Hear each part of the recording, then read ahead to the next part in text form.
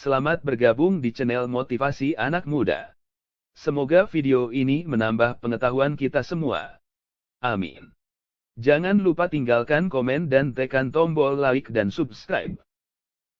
Saya sudah menikah dan sekarang sudah berpisah. Ternyata saya dibohongi selama perkenalan, sampai yang ternyata dia adalah seorang gay. Gay itu LGBT.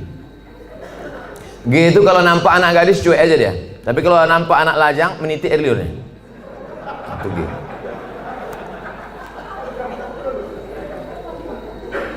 Yang paling banyak gay ini di Thailand. Makanya di sana ada musabaqah gay. Namanya Lady Boy. Muka lady, kaki boy. Yang paling hebat merubah buah-buah ini itu di Bangkok. Bisa dirubah orang itu, jeruk itu manis luar biasa. Bisa dirubahnya apel, bisa dirubah genetika tanaman, bisa mereka buat. Bisa itu limau jeruk manis itu tak berbiji dibuatnya. Tapi yang lebih hebat, bisa orang pun tak berbiji dibuatnya. Itulah hebat.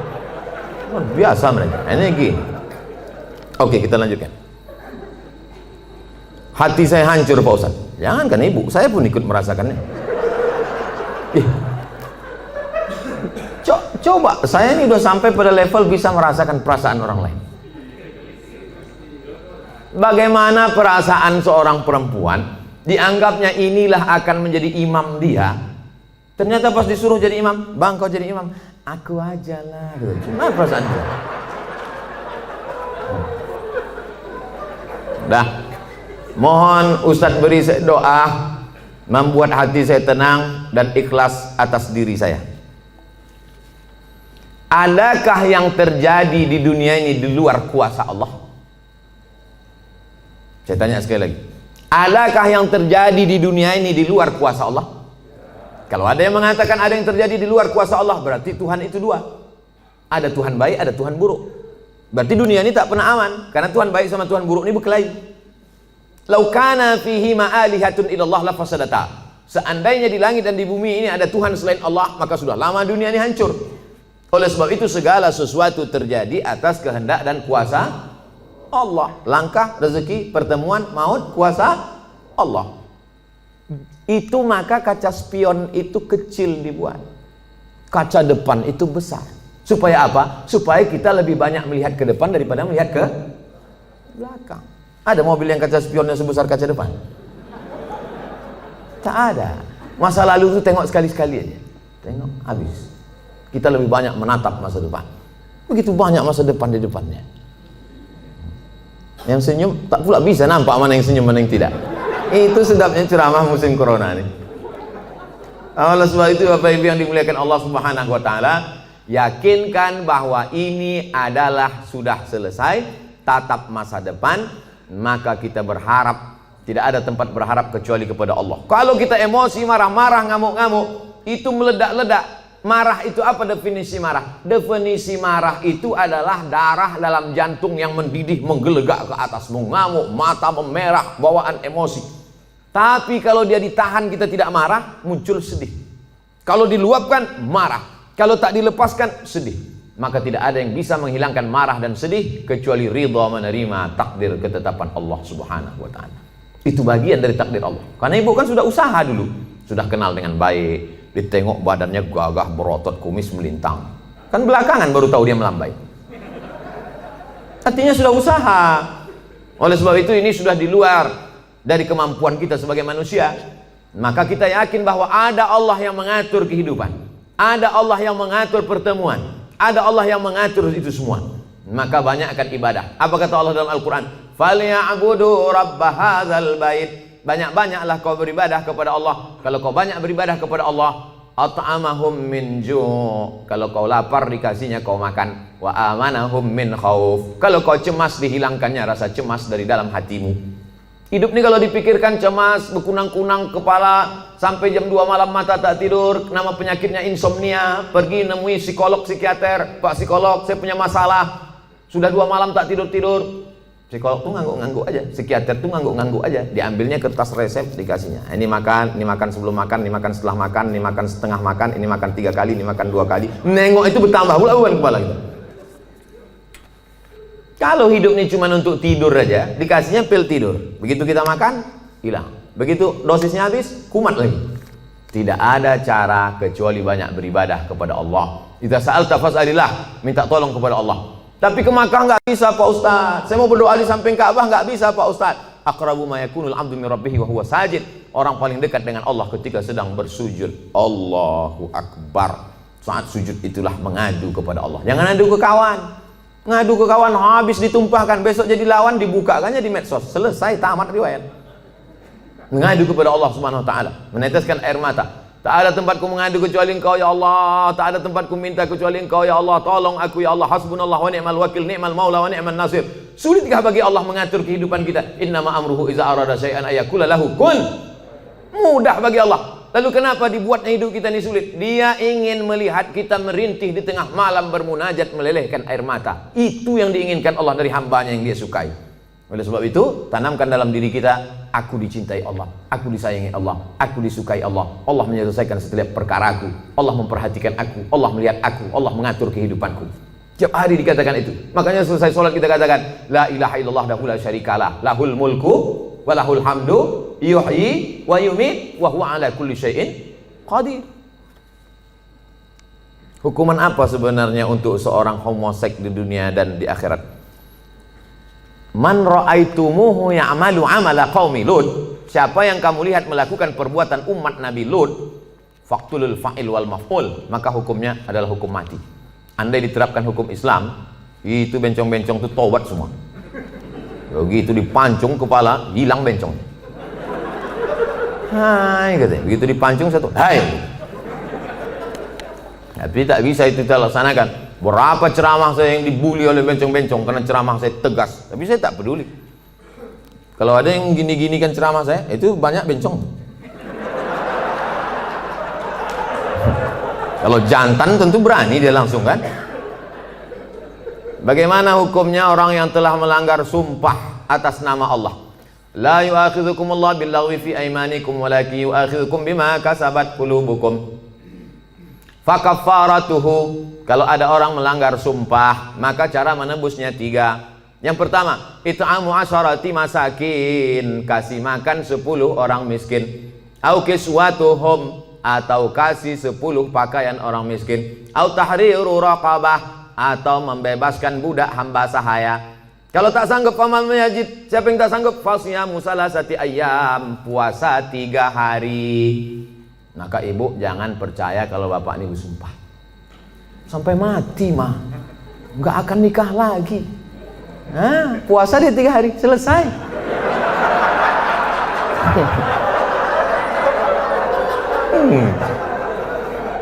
Jadi saya ketemu sama bapak-bapak.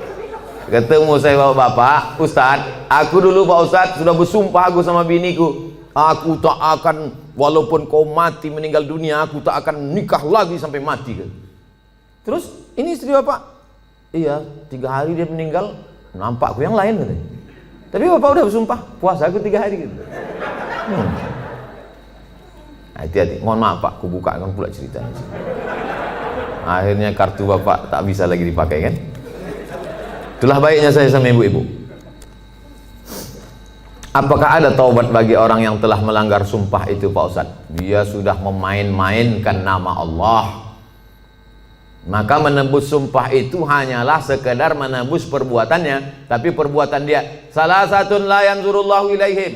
Ada 3 orang yang tidak dipandang Allah pada hari kiamat.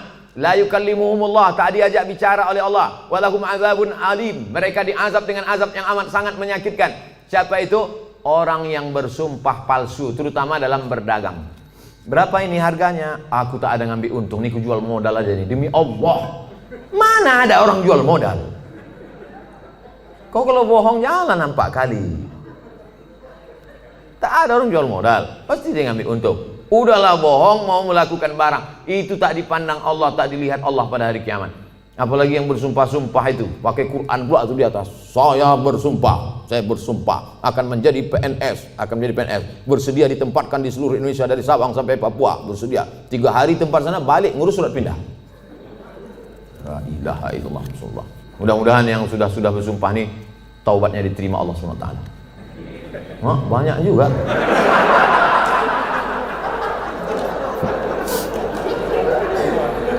Yang udah berlalu apa boleh buat? Illa man taba, kalau dia bertaubat, wa amana, beriman, wa amila amalan salihah, taubat nasuha, beriman dengan baik, beramal soleh, ulaika yubaddilullahu sayyiatihim hasanat, maka semua yang buruk-buruk, dosa-dosa yang jelek-jelek dulu insya Allah diganti Allah dengan yang baik-baik. Taubat, mandi taubat, macam mandi wajib, basah semuanya. Kalau tak ada air, keran mati listrik, pergi ke Sungai Deli, terjun di situ. Insya Allah kalau dapat yang dalam tuh bukan cuma dosa hilang, kau hilang sekalian. Setelah itu sembahyang sunat taubat, usolli sunnat taubat, raka'ataini lillahi ta'ala, Allahu Akbar, iftitah, habis itu Fatihah, habis itu ayat terserah. Apa terserah ayatnya? Qul huwallahu ahad, kata malaikat. Kau sembahyang taubat pun qul huwallahu juga. Panjanglah sedikit. Bagaimana keadaan orang yang melanggar sumpah jika dia meninggal sebelum taubat, Pak Ustadz?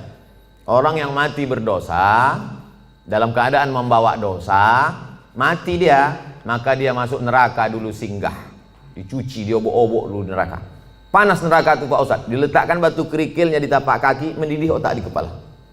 Berapa derajat tuh Pak Ustadz? Udah begitu panasnya kau tanya juga lagi derajat? Ya belau ka'baihi, sampai ke mata kaki, yaghli bihadi mauhu, hadis riwayat Bukhari, mendidih otak di kepala. Makanya selalu doa kita, Rabbana atina fid dunya hasanah wa fil akhirati hasanah wa qina azabannar. Insyaallah semua yang hadir ini masuk surga, tak singgah di neraka.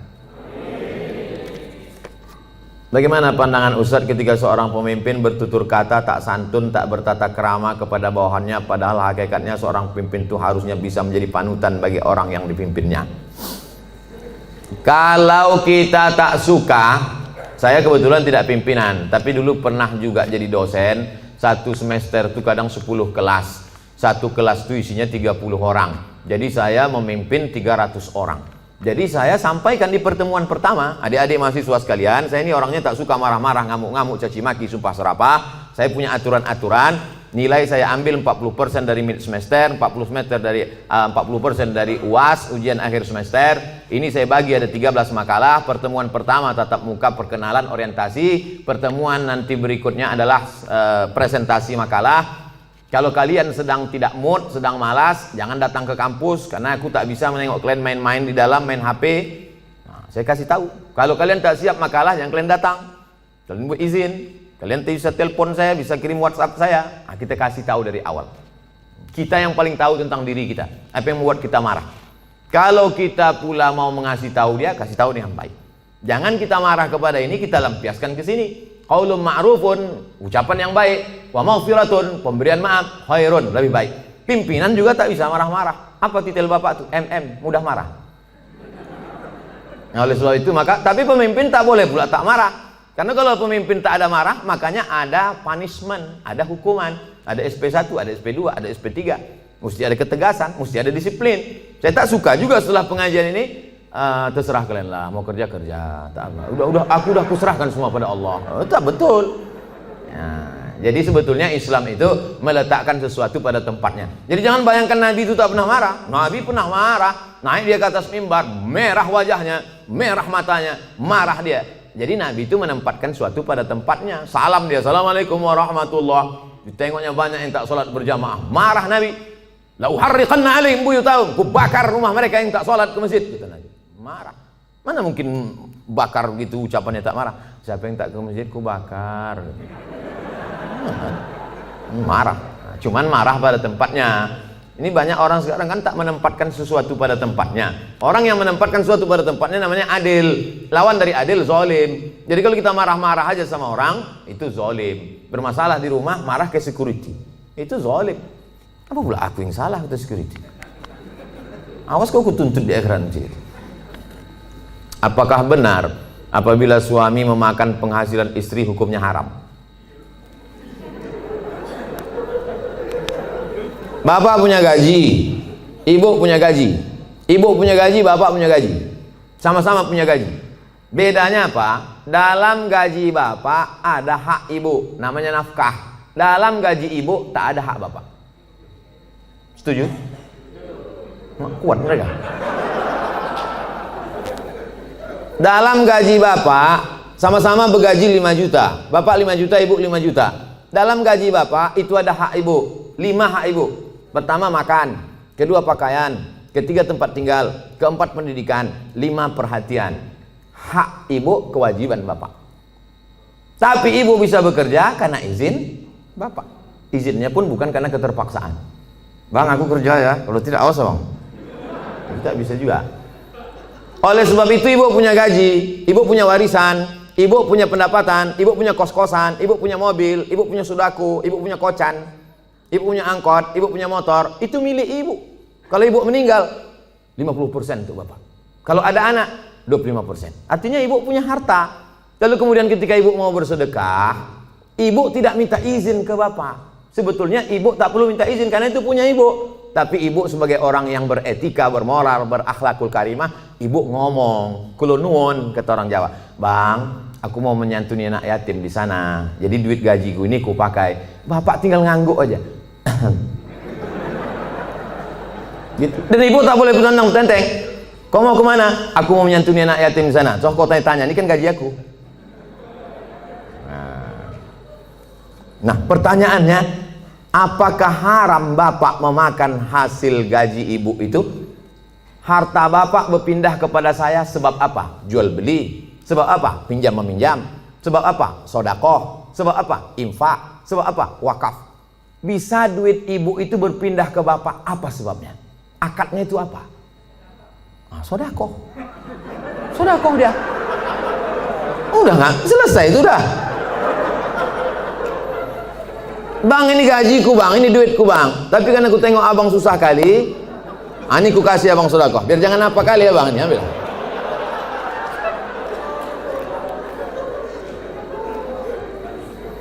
Assalamualaikum Ustaz. Semoga Ustaz sehat-sehat. Amin. Mau tanya Ustaz, apa hukumnya orang tua yang tidak mengakikahkan anaknya? Apakah masih bisa apa hukumnya orang tua tak mengakikahkan anaknya? Kullu mauludin, setiap anak yang lahir rohinatun, tergadai. Jadi kalau mobil kita tergadai, STNK BPKB kita gadai kan, setelah ada duit kita tebus. Maka anak kita ini tergadai. Bagaimana cara menebusnya? Tulbahu anhu yawma sabi'ihi, sembelihkan kambing hari ke-7. Yuhlaku, cukurkan rambutnya. Wa yusama, kasih nama yang baik-baik. Siapa nama anak kau? Alan Nuari. Kenapa itu kau kasih? Lahir di jalan bulan Januari.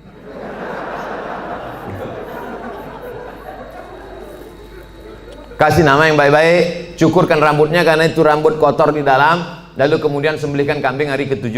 Tak ada duit hari ke-7, hari ke-14. Tak ada duit hari ke-14, hari ke-21. Lewat 21 tak usah tengok tanggal lagi. Setahun, 2 tahun, 3 tahun, 5 tahun, taman SD, taman SMP, taman SMA. Tapi kalau dia udah semester 2, hanya potong kambing aja. Tak usah potong rambut lagi. Tak pula diayun pakai marhaban.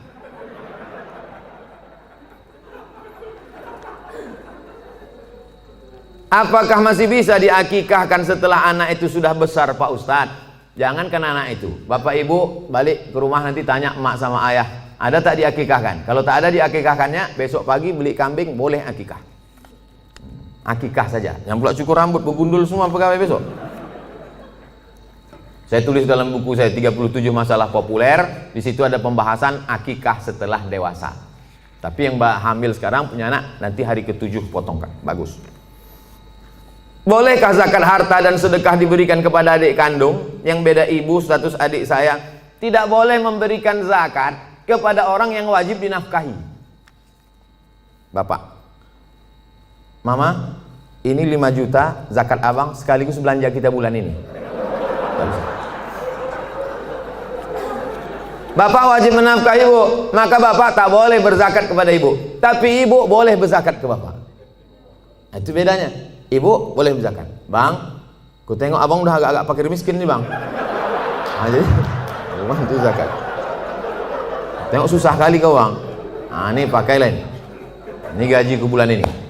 Ibu bergaji sebulan 10 juta. 1 juta 25.000, 2,5%. Jadi kalau 10 juta 250.000. Ini zakat kubang 250, yang 750 ini sedekah. Adapun infak nanti ku tengok prestasi abang.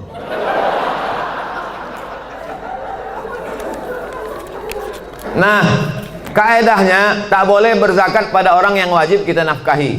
Tak boleh berzakat kepada anak, karena anak itu wajib kita nafkahi. Nah sekarang adik, apakah adik itu wajib kita nafkahi? Tidak. Yang wajib dinafkahi itu siapa? Istri, anak, cucu, mertua, orang tua, yang hubungan langsung. Itu yang wajib kita nafkahi. Orang yang tak wajib kita nafkahi boleh kita kasih zakat. Kalau kita bersedekah pada orang jauh, nilainya 1 sedekah. Tapi kalau kita bersedekah pada orang dekat, nilainya 2. 1 sedekah, 1 lagi silaturahim. Tapi banyak orang tak mau sedekah ke keluarga dekat. Kalau sedekah sama orang lain, kok kenapa tak sedekah sama saudara? Payah saudara nih Pak Ustadz, dikasih sikit-sikit kali kata dia. Bagaimana menghadapi suami yang berselingkuh?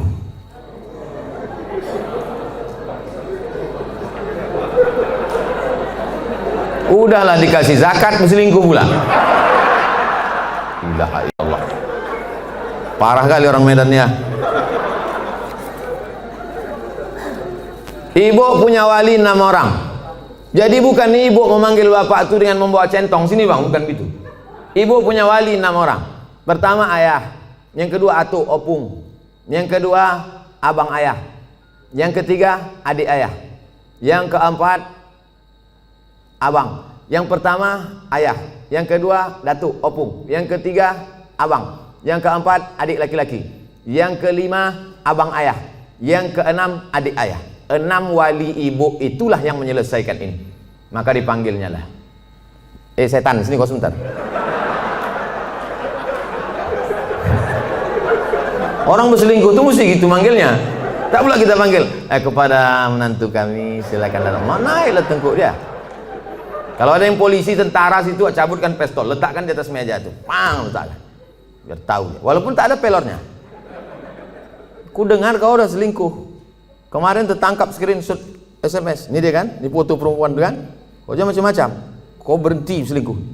Kalau kau tak berhenti, jadi kasih dia mop, di mop dia sikit. Habis itu berhenti. Iya pak, aku stop nih. Ada berhenti dia. Tinggal lagi ibu. Mau ibu menerima barang second nih?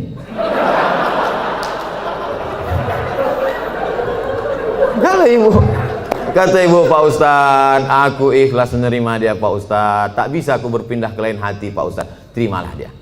Tapi jangan sampai mulut ibu berkata bisa, tapi hati ibu tidak. Itu bahaya. Lain di mulut, lain di hati. Ada lagunya itu. Kalau ibu berkata bisa, katakanlah bisa. Tapi kalau katakan tidak, katakan tidak. Karena banyak perempuan berkata mulutnya bisa, tapi pas begitu jalan bersama terbayang dia selingkuhan siapa sih. Itu menjadi masalah. Hidup ini singkat bu. Hidup ini singkat. Jangan sampai gara-gara ini terpengaruh kepada sholat ibu, ibadah ibu, kerja ibu. Oleh sebab itu pikirkan baik-baik. Kalau bisa, bisa. Ambil waktu agak seminggu, 2 minggu, 3 kali Jumat. Aku berpikir dulu. Gimana? Selesai.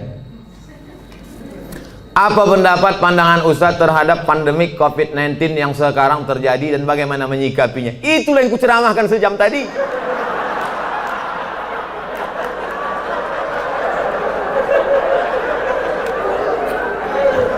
Itulah yang kucakapkan dari tadi. Mungkin pertanyaan ini ditulis sebelum tadi datang diserahkan ke panitia. Jadi sebetulnya sudah terjawab. Kalau tak terjawab juga, tinggal tonton aja Ustadz Abdul Somad official channel. Subscribernya udah 1 juta.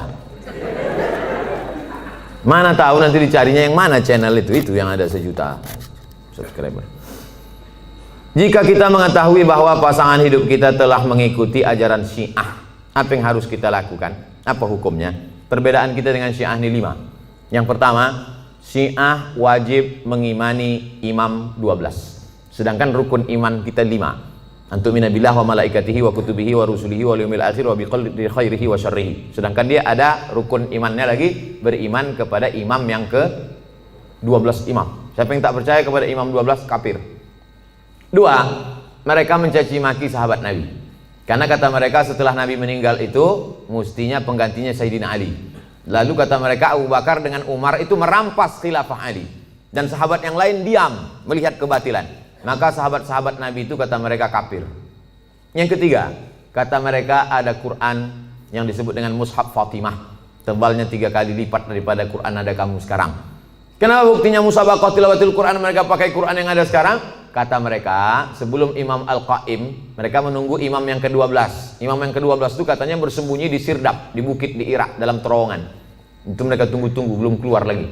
Nanti kalau keluar imam yang ke-12 itu, dibawanya kitab yang asli, sementara yang asli itu datang, pakai aja yang KW ini dulu, kata dia. Yang keempat, mereka ada meyakini namanya taqiyah. Taqiyah itu, kalau di tengah orang ahlu sunnah, pura-pura dia ahlu sunnah. Kalau di sini banyak Muhammadiyah, pura-pura dia Muhammadiyah. Kalau di sini banyak Al-Wasliyah, pura-pura dia Al-Wasliyah. Kalau di sini banyak NU, pura-pura dia NU. Kalau di sini banyak ahlu sunnah, dia bilang Sunni. Kau ini Syiah apa Sunni? Aku Sunni. Kalau kebetulan banyak Syiah, kau sunnah apa Syiah? Aku Syiah. Kalau kebetulan situ 50-50, kau sunnah apa Syiah? Aku Susi. Susi, sunnah Syiah. Yang kelima, mereka ini menghalalkan nikah mut'ah. Nikah mut'ah itu bagian dari akidah keyakinan. Mut'ah itu artinya enak. Mut'ah itu artinya nikmat. Nikah mut'ah itu nikah kontrak. Jadi boleh nikah kontrak. Aku nikah mut'ah sama engkau dari jam 5 pagi sampai jam 5 sore dengan mahar 50.000 tunai. Sah. Dalam Islam tak boleh nikah mut'ah. Oleh sebab itu inilah perbedaan, 5 perbedaan menurut Syekh Ali Jum'ah, ulama besar. Kita berpegang teguh dengan ahlus sunnah wal jamaah. Kalau ada suami ibu atau istri bapak yang ikut golongan ini, ajak dia balik, bawa dia ke ketua MUI, bawa dia ke dokter Ardiansah, Sekum MUI, supaya diceramahi dia, dibalikkan kepada ahlus sunnah wal jamaah. Karena tak mungkin bisa bersama. Antara NU Muhammadiyah masih bisa, antara Al-Wasliyah dengan Muhammadiyah masih bisa, karena masih sama ahlus sunnah wal jamaah. Apakah sah sholat jika kita tak tahu arti bacaan sholat tersebut? La sholat liman lam yaqra bi fatihatil kitab. Tak sah sholat kalau tak baca fatihah. Apakah disyaratkan tahu artinya? Tidak. Tahu secara global saja. Allahu akbar kabira walhamdulillahi katsira subhanallahi bukratan wa asila. Tahu secara global. Apalah arti doa iftitah itu? Allah Maha besar. Selebihnya yang kau tanya aku, macam tak ada lagi pertanyaan lain. Nah, gitu cara jawabnya kalau kita tak tahu. Habis itu Fatihah. Fatihah secara umum tahulah kita. Alhamdulillah rabbil alamin, arrahmanir rahim, maliki yaumiddin, iyyaka na'budu wa iyyaka nasta'in, ihdinas siratal mustaqim, siratal ladzina an'amta 'alaihim ghairil maghdubi 'alaihim waladdallin. Ayat begitu juga. Qul huwallahu ahadun illahus samad lam yalid wa lam yulad wa lam yakul lahu kufuwan ahad. Jadi andai tak tahu artinya tetap sah. Tapi kita berusaha untuk tahu. Maka belilah Quran yang ada terjemahnya. Ada terjemahnya, ada tajwidnya, ada asbabun nuzulnya, ada tafsirnya. 250.000. Jangan tawar-tawar lagi. Harga sepatu 500. Sepatu yang menjaga tapak kaki dari tai ayam 500 harganya. Quran yang menjaga diri dari api neraka. Quran waktu akad nikah dulu. Diletakkan di ruang tamu dalam peti kaca. Setiap tamu datang ke situ macam nengok kucing. Mana yang lebih diutamakan? Ibu atau istri? Ibu-ibu mesti berkata, aku milik suamiku, suamiku milik ibunya. Banyak yang mengangguk. Yang tak mengangguk, ragu dia. Aku milik suamiku, suamiku ini milik emaknya. Ibu kenal bapak ini kan setelah dia kerja, setelah dia 22 tahun, setelah dia tamat, setelah dia kuliah, setelah dia punya duit. Dulu waktu tapak kakinya 2 jari, panjangnya sejengkal, kenal ibu sama dia? Mana kenal? Oleh sebab itu muliakan dia dengan memuliakan ibunya. Bapak juga begitu. Bapak muliakan ibu bapak di depan istri bapak. Kehormatan, kemuliaan. Adinda, ini emakku. Tak ada mantan emak, mantan bini ada. Oleh sebab itu maka ini tak bisa dibenturkan, jangan dilagakan ini antara emak dengan ibu ini. Oleh sebab itu maka ini masa lalu, yang ini masa depan. Maka insya Allah bapak ibu bisa menjaga. Waktu kemudian kita menyampaikan nanti waktu bapak punya anak perempuan, bapak sampaikan itu, hai anakku, kau perempuan, kau punya laki, kau punya suami, suamimu itu punya emak. 3 kali nak Nabi menyuruh berbakti kepada dia. Jangan sampai mak tua umur 80 tahun datang ke rumah, nah mintalah duit kau 50.000, mak belum makan lagi. Apa kata si abang tuh? Sebentar ya mak, ku tanya biniku dulu. Kalau ada bapak yang begini, insya Allah selamat dari azab kubur. Terima kasih telah berkunjung di channel ini. Semoga yang like dan subscribe masuk surga. Amin.